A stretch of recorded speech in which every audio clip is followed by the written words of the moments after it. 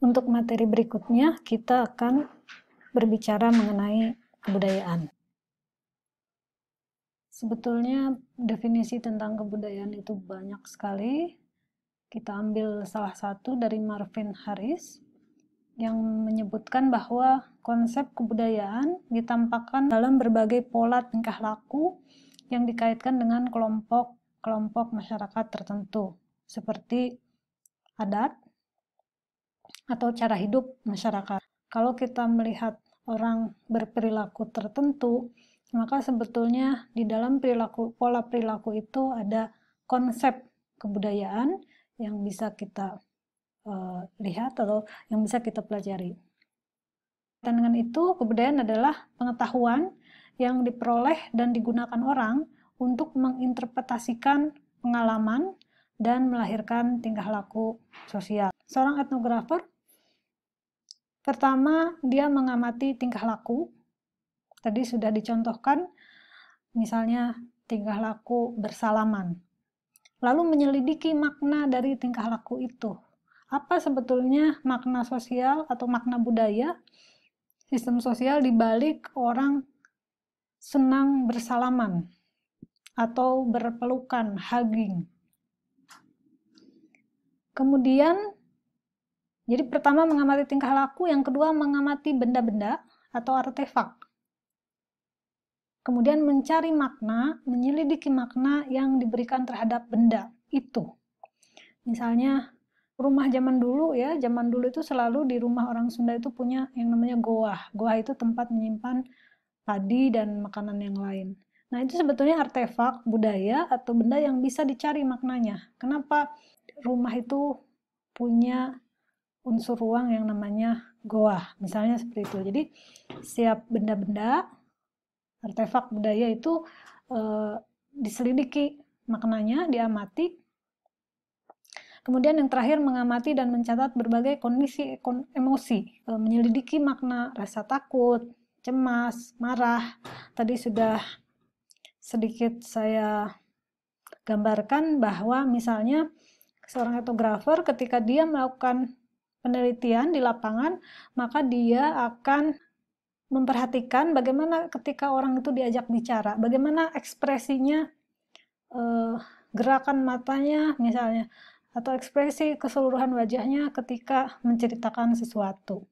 Bagaimana dia mengekspresikan rasa takutnya, rasa marahnya. Itu semua diamati oleh seorang etnografer untuk mencari sistem atau makna dari budaya. Saya ulangi lagi, yang pertama mengamati tingkah laku, berarti manusianya, orangnya. Yang kedua mengamati benda-benda atau artefak budaya yang ada di sekelilingnya. Kemudian yang ketiga mencatat atau mengamati kondisi emosi. Seperti tadi ya, Tetsuwe. Ketika Elizabeth itu menceritakan pertemuannya dengan Tetsuwe, dia menjelaskan ekspresi emosinya Tetsuwe itu. Dia menundukkan kepala gitu kan ketika berbicara. Lalu setelah terjadinya percakapan, Tetsuwe memandang tetapi tanpa menatap sungguh-sungguh, karena kalau menatap langsung dianggap tidak sopan. Itu ekspresi emosi yang bisa juga menjelaskan makna budaya tertentu. Nah, bagaimana memahami makna dari sistem budaya tadi? Kita ulang lagi bahwa konsep kebudayaan itu adalah sistem simbol yang mempunyai makna. Jadi kebudayaan itu simbol yang mempunyai makna. Ini sebenarnya memiliki kesamaan dengan konsep dari interaksionisme simbolik. Nah, ada 3 premis landasan teori interaksionisme simbolik dari Blumer. Yang pertama, manusia itu melakukan berbagai hal atas makna yang diberikan atas hal itu kepada mereka. Jadi pada dasarnya manusia itu merespon atas makna yang diberikan. Misalnya, cara meletakkan tangan di dada adalah cara menyapa misalnya, atau ekspresi lain yang bisa kita cari. Yang kedua, berbagai makna itu berasal dari dan muncul dari interaksi seseorang dengan orang lain. Makna tindakan tertentu itu muncul dari sebuah respon.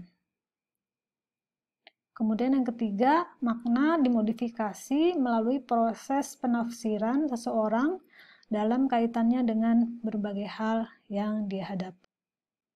Makna itu kemudian dimodifikasi melalui proses penafsiran dalam kaitannya dengan berbagai hal yang ada di sekelilingnya atau yang dihadapi. Tugas etnografer berikutnya adalah membuat simpulan budaya, yaitu memahami dengan menyelami alam pikiran.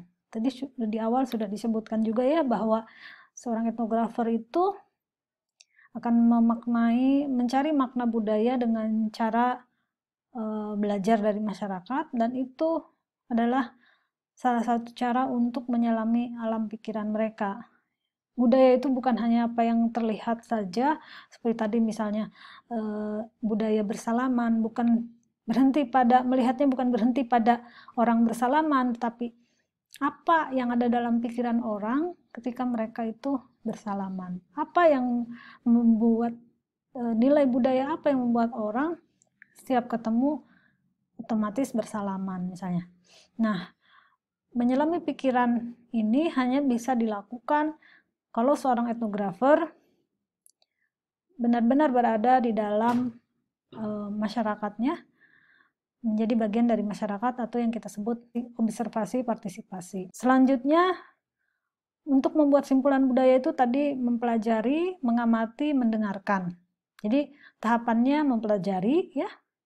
Tadi belajar bahasa misalnya, belajar tata keramanya dan lain sebagainya, lalu mengamati. Bagaimana satu budaya masyarakat kalau dia bertemu dengan orang baru misalnya, tadi cerita Tecui. Kemudian seorang etnografer mendengarkan, barulah kemudian membuat kesimpulan. Nah, di dalam etnografi ini, hal yang paling penting, alat yang paling utama untuk mempercepat proses belajar budaya tertentu adalah kemahiran berbahasa. Jadi kalau kita mempelajari budaya di luar budaya kita sendiri, misalnya kita ingin penelitian tentang budaya di Bali atau budaya di Minang atau dimanapun selain budaya kita sendiri, maka kemampuan berbahasa mereka itu menjadi kunci untuk membuat kita cepat belajar tentang proses budaya mereka. Makanya kalau antropolog-antropolog dari luar misalnya gitu mau melakukan penelitian di Indonesia, hal pertama yang mereka lakukan adalah belajar bahasa dulu. Makanya kenapa penelitian antropologi itu biasanya butuh waktu lama ketika melakukan penelitian lapangan, karena biasanya dimulai dari belajar bahasanya dulu. Belum nanti bagaimana mereka kemudian masuk ke dalam sistem masyarakat, belajar kehidupan masyarakat dan seterusnya. Jadi kesimpulan budaya itu didasarkan atas 3 hal. Yang pertama, dari apa yang dikatakan orang. Kemudian dari cara orang bertindak. Dan yang terakhir, dari berbagai artefak, peralatan yang digunakan. Pengetahuan budaya yang milik masyarakat itu ada yang eksplisit atau diungkapkan secara langsung, misalnya pengetahuan budaya dalam tradisi kebiasaan orang Indonesia. Kalau mengajarkan kepada anak kecil misalnya, makanlah dengan tangan kanan. Itu pengetahuan budaya ya. Dan itu langsung dimengerti, langsung dipahami, eksplisit. Tapi sebagian besar kebudayaan itu pengetahuannya bersifat implisit. Nah, inilah yang harus digali oleh seorang etnografer. Sebagai penutup dari materi ini, lalu untuk apa etnografi itu? Untuk memahami manusia. Memahami manusia melalui deskripsi kebudayaannya. Nah, bagaimana memproses deskripsi kebudayaan itu dilakukan? Misalnya dengan menginformasikan teori ikatan budaya atau cultural bond, menemukan grounded theory atau teori berdasarkan data empiris tentang deskripsi satu kebudayaan. Jadi etnografi itu tidak harus berangkat dari satu teori tertentu, tapi dia akan mempelajari teori atau mendapatkan teori, menemukan teori berdasarkan data yang ada di lapangan. Itu namanya grounded theory. Kemudian etnografi juga digunakan untuk memahami masyarakat yang kompleks, ya. Kenapa orang merespon COVID-19 misalnya dengan respon yang bermacam-macam. Itu juga bisa menjelaskan bahwa ada kondisi-kondisi yang kompleks dalam masyarakat kita misalnya, entah itu yang terkait dengan nilai-nilai sosial, keyakinan, atau kepercayaan, agama, dan lain-lain. Nah, seorang antropolog atau seorang etnografer bisa menggali itu. Jadi melihat bagaimana apa yang ada di dalam sistem sosial sebuah masyarakat, sehingga masyarakat punya respon yang berbeda terhadap satu fenomena atau satu masalah misalnya. Kemudian etnografi juga digunakan untuk memahami perilaku manusia.